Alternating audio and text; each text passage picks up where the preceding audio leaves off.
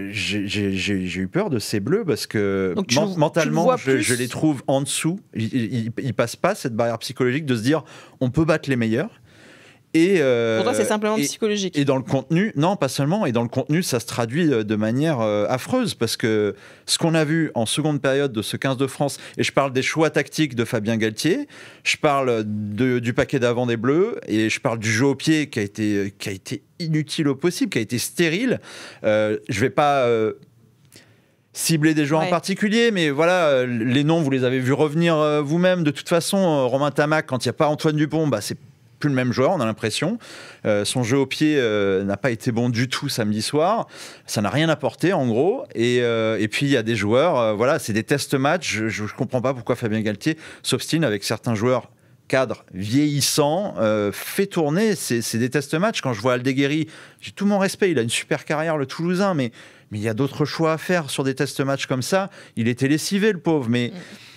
Voilà, ces Bleus-là, je m'attendais pas à ce qu'ils battent forcément l'Afrique du Sud. Mais une autre adversité peut-être. Mais qu'est-ce qui m'ont déçu Qu'est-ce qui m'ont déçu Simon, je te vois hocher la tête. Ouais, moi je suis un peu inquiet. Autant je trouvais qu'il y avait une hype autour de... Enfin, que de façon très française, on s'emballait à se voir les meilleurs du monde. C'est un choc mondial. Ouais, là où je suis pas tout à fait d'accord avec toi, c'est que le rugby, il y a une particularité, c'est que même si il y a le label test match, c'est jamais vraiment un test match. Je veux dire, il n'y a pas un trophée à la fin de la rencontre, mais je veux dire, une victoire, tu vois, la victoire face aux Blacks en 2021, on s'en souvient encore, la relance de Ntamak. On est d'accord, Je veux dire, ça reste dans l'histoire d'un sport où tu rencontres les meilleurs qu'une fois tous les 3-4 ans, alors là 2 ans parce qu'il y avait eu la Coupe du Monde, ça reste des marqueurs très forts, et même si encore une fois tu poses pas une coupe sur la cheminée de la Fédé, tu t'en souviens et tu avances ou tu recules. Alors même si on sortait de 3 défaites en Nouvelle-Zélande, ça fait quand même 4 défaites d'affilée, ça nous est pas arrivé depuis 2018, donc le constat est là. C'est notre équipe dans la tournée d'été, on est évidemment d'accord, et ça il faudra de toute façon un jour instruire les procédés de sélection des tournées d'été, parce que là en Nouvelle-Zélande les meilleurs voulaient y aller, mais les clubs veulent pas les lâcher, et après une période un petit peu de fast et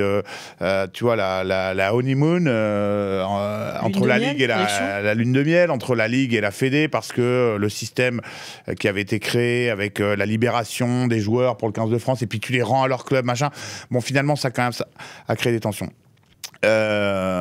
C'est compliqué d'analyser ça. Moi, ce qui m'a dérangé toi ou pas du coup? Ouais, je suis inquiet. C'est-à-dire que je suis plus inquiet là après cette défaite que je ne l'étais par exemple après celle en Coupe du Monde, tu vois. Coupe du Monde, tu peux blâmer éventuellement l'arbitre. T'as le ballon qui rebondit 2 fois du mauvais côté. C'est le rugby. Là, on en prend 15. Là, c'est surtout que l'écart, il paraît encore. On en prend 15. Ils en laissent 8 en route quand même. Donc ça peut être 23. On en prend la douche, on la prend alors qu'ils sont à 14 contre 15. C'est surtout ça. Et de ce que je crois comprendre, parce que c'est quand même très compliqué à comprendre ce jeu, c'est ça qui est fou. Ça peut être très simple, mais c'est très compliqué. On revient à la stratégie de dépossession, quoi. Ok, la dépossession, donc grosso modo, c'est tu tapes en face chez l'adversaire et tu essaies de créer le chaos en face terriblement mauvais pour jouer les ballons de récupération. Et force est de constater que depuis qu'on a remis ça au goût du jour, parce qu'on s'est rendu compte que notre rugby de possession et d'attaque, le French flair assumé enfin, ça n'a pas fonctionné, ou pas autant que ce qu'on aurait voulu. Bon, c'est plus compliqué. On a suffisamment vanté l'importance capitale de cette génération qui a appris à gagner très jeune. Les Dupont, les Ntamak, ils ont tous eu l'habitude, ils se sont habitués à regarder les meilleurs de leur discipline, quel que soit l'âge, dans les yeux et à les dominer. Bon, quand tu as le meilleur joueur du monde, indiscutablement, qui n'est pas là pendant autant de temps, au bout d'un moment, ça se ressent. Alex Lera... Ça, c'est inquiet, par contre, du coup, que ton équipe soit autant dépendante. C'est comme l'Argentine sans Messi, c'est comme toutes les grandes équipes dans l'histoire. Les Blacks, quand Dan Carter était pas là, c'est pareil. Quand Campese était pas là, quand j'étais jeune en Australie, ça gagnait moins. Bon, et il y a des postes clés dans le rugby. Je pense au poste de pilier droit, dans lequel derrière Uli Antonio, qui est un troll des cavernes, qui fait 2 mètres et 150 kilos, enfin je sais pas, bon bref, qui nous a apporté ce après quoi on courait quand même pendant des années, nous, dans le 15 de France, il est au frigo, et force est de constater qu'on n'a pas un pilier droit qui lui arrive à la cheville. Donc, ouais, je suis un peu inquiet. Après, je fais confiance à Galtier qui nous a souvent prouvé que là aussi, on n'y connaissait rien et que c'est lui qui avait raison. Je regarde dans le chat, oui. Alors, Louis Bielbiarré en mode Casper. Oui, alors c'est sûr que son carton, surtout, fait mal aussi au 15 de France à ce moment-là. Après, Louis Bielbiarré. Il n'y avait pas Dupont, mais les autres cadres n'ont pas répondu présent. Jeune, à part Thomas Ramos. Penaud aussi, qui est quand même. Gelon, ça n'a pas été immense, mais bon. Johan, t'es inquiet ou pas, toi? Oh, je suis pas inquiet, je m'attendais à rien de ce bah voilà, non, mais à partir pour de la suite, je veux dire, mais à partir... on a quand même des ambitions a priori à chaque fois qu'une Coupe du Monde. Si on ne gagne pas des matchs comme ça, je ne sais pas comment on peut gagner des matchs de compétition de Coupe du Monde. Non, c'est là que je suis pas d'accord. Je reviens. Pour moi, c'est un vrai match de compétition. Ouais. Le test match, c'est un vrai match de compétition. Le bémol que je pourrais mettre, c'est que c'est pas du tout le même contexte qu'un match de Coupe du Monde. Ah moi, je te garantis que les mecs, la tournée d'automne, en rugby, ils arrivent pas les matchs amicaux. Ouais, voilà. C'est pas comme au foot. Non, mais sans dire que c'est un match amical, c'est pas l'intensité, c'est pas la construction d'un parcours de Coupe du Monde. Regarde la célébration des Sud-Africains. Non, mais célébration des Je Sud-Africains. suis pas du tout d'accord. Les mecs, ils mettent la même intensité que si c'était labellisé Coupe du Monde. Pas l'Afrique du Sud dès le premier match d'entrée. Alors, c'est ça que je voulais te dire. Ça dépend. Je suis pas d'accord. C'est pas le même contexte. On a pris la Nouvelle-Zélande au premier tour. Je suis pas d'accord avec toi. On prend la Nouvelle-Zélande au premier match. Pas dans la construction d'une Coupe du Monde là quand t'arrives. Alex, je suis pas sûr. Je suis pas sûr. Le rugby, c'est peut-être un des seuls sports collectifs dans lequel je suis pas sûr que le label Coupe du Monde donne une intensité encore supérieure à la rencontre. Quand on va en finale en 2011, quand en 95, ils te racontent tous les gars que c'est un chemin en fait et qu'ils prennent conscience au fur et à mesure. Là, c'est sur un premier match de tournée d'automne. Là où je rejoins Alex, c'est qu'en plus, le 15 de France n'a pas eu beaucoup de prépa non, mais ça, c'est un des arguments avancés par Galtier. En gros, on s'est retrouvés lundi alors que eux... Non, mais ça joue.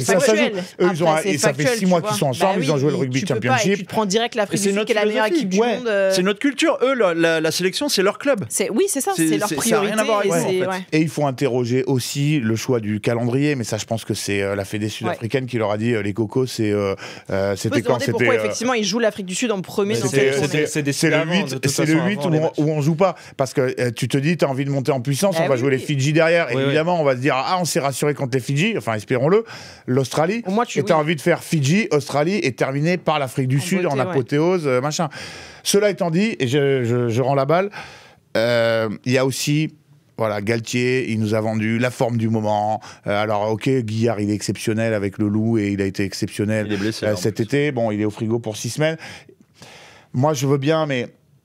Ok, Dupont est pas là. Ok, il faut mettre les mecs en forme. Mais tu mets un Le Garec à la place d'un Lucu qui revient certes de blessure, mais Lucu c'est un lieutenant, c'est un capitaine. Quand tu vois ce qu'il fait avec l'UBB, c'est quand même un général. Voilà, c'est ça le bon mot. C'est un mec qui, je pense, peut te faire du bien. Le Garec, il a pas démérité, mais bon, notamment son jeu au pied, tu l'as souligné, a été défaillant. Et puis, je suis désolé, un Grégory Aldrit, peut-être qu'il est moins bien, qu'il est moins dominateur. Pour moi, c'était le deuxième meilleur joueur du monde derrière Dupont. Tu le mets même pas dans le groupe. Quand tu vois ce qu'il apporte à un groupe, à un vestiaire. Et franchement, c'est terrible. L'image que tu lui renvoies à lui. Et surtout, je pense que quelque part. C'est des choix qui vont faire parler. Maintenant, si tu dois le déclasser, je pense que c'est maintenant que tu dois le faire, par contre. Et il va rentrer pour les Fidji. Bah oui. Je te le signe, moi je te signe qu'il va démarrer contre les Fidji. S'il prenait la décision d'écarter au fur et à mesure et de faire une transition et de ne plus compter sur Grégory Aldrit, c'est dans cette période-là que tu dois le faire et pas juste avant un 6 Nations, pas juste avant une Coupe du Monde. Mais encore une fois, il va revenir.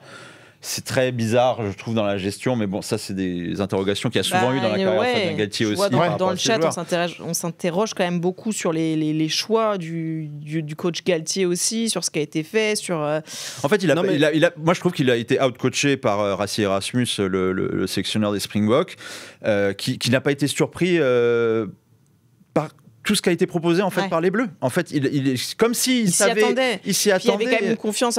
Ils auraient pu prendre des pénalités 100 fois. Ils ont joué à chaque fois parce qu'ils savaient qu'ils avaient une confiance folle. Ouais, non, mais c'est ça. En fait, c'est ça que je voulais dire. Et même quand ils étaient menés, quand ils étaient menés, tu vois. Donc tu te dis déjà là. T'as pris une leçon sur plein de choses sur ce match-là. T'as pris une leçon de coaching.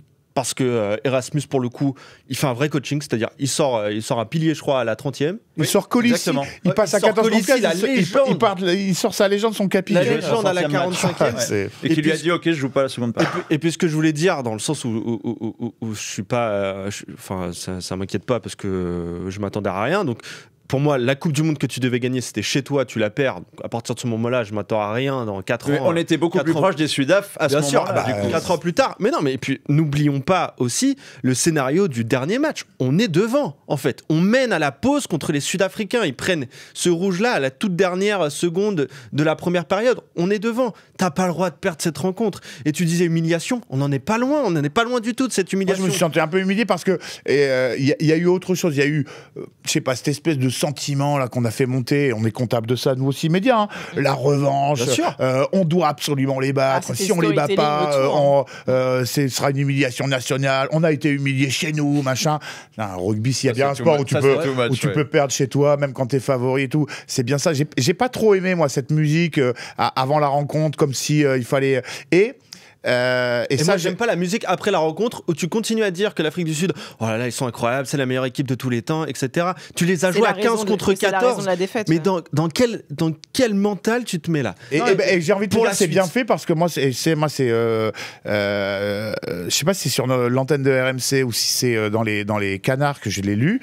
Il paraît que au Stade de France, il y avait une petite ambiance un peu, alors pas malsaine, mais que, en gros, il y avait un peu d'animosité dans les tribunes françaises. Sifflets pas du tout appréciés par l'Afrique du Sud. Alors que, et bon, sans se vautrer dans les poncifs de l'esprit rugby, machin.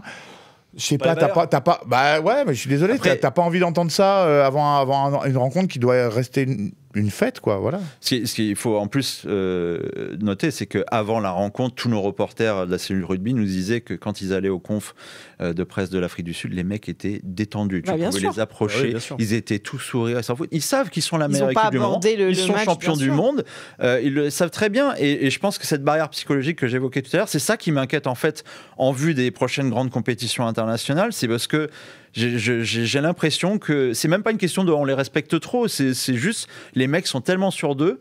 Et oui, Galtier a raison de dire c'est la meilleure équipe du monde, mais c'est pas parce que c'est la meilleure équipe du monde que t'as pas le droit d'aller la challenger en fait. Et surtout en supériorité numérique.